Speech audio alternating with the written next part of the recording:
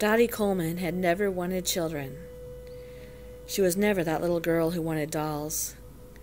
She had never spent hours thinking of the perfect names for a boy or a girl. So when Dottie Coleman found herself pregnant, she wasn't happy, to say the least.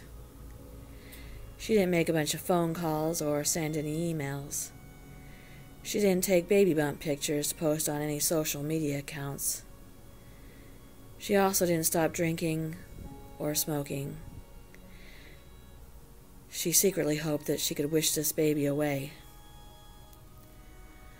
When Dottie gave birth to Bethany Grace, she didn't fall in love or suddenly feel maternal. She would prop Bethany's bottle up every 2 hours, and she would gag every time she had to change her diaper.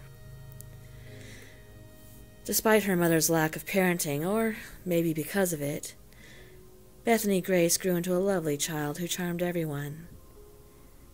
She would speak to strangers and wish them a good day.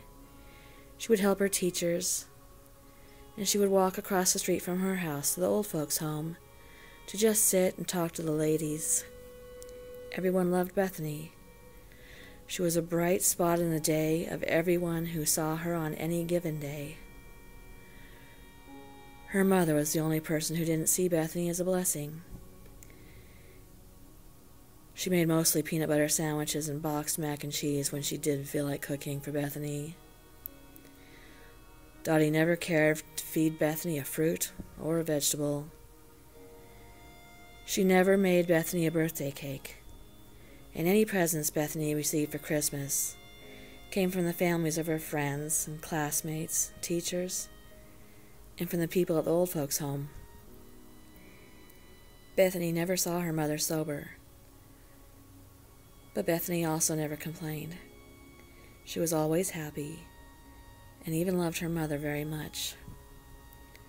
One day, Dottie drunkenly handed 6-year-old Bethany a $10 bill and told her to run to the corner gas station to buy her a pack of smokes.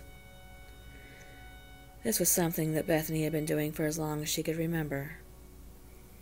Today she took her red ball with her and practiced kicking it and balancing it.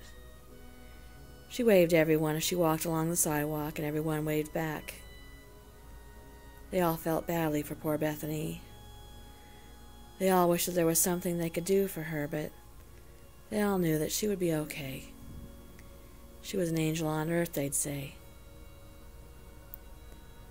On Bethany's way back home, she was trying to balance the ball on her head, and just outside of her house the ball fell off and rolled onto the street.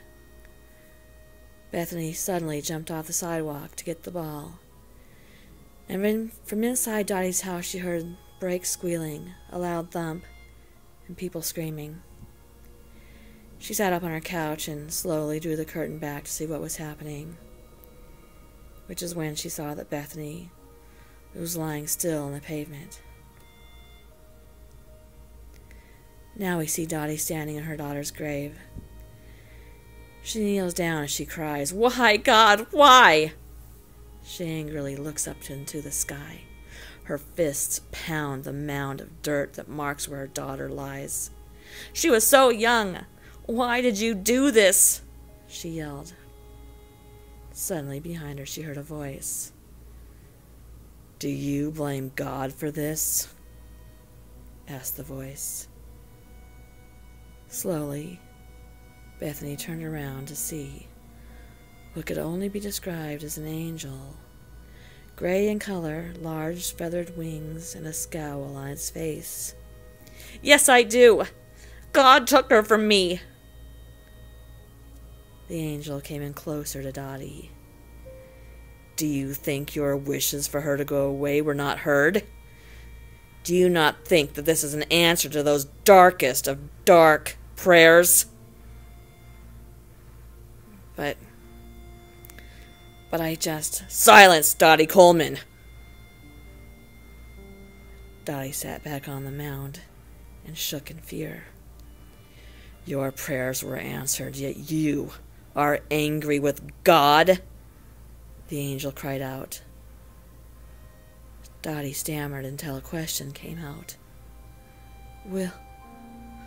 Will I go to hell? She asked. The angel looked down at her with pure disgust. Bethany was your angel. She was your test as to the worthiness to see God's face. You will now live the rest of your life in the hell that you've created, that you've chosen. You will live with the disdain of everyone you now know or will ever encounter. You will never feel love again. You will be all alone in this world until the last day you walk this earth. And then you will be returned to dust. Then it turned, and what looked like ashes fell off its wings as it faded away. Dottie Coleman lived to be 102 years old. 2 police officers found her living on the streets, homeless, and they took her to the hospital where she died, alone. No one even knew her name. She was sent to the coroner where she was cremated, and where her remains still sit on a shelf, waiting for someone to get what's left of her.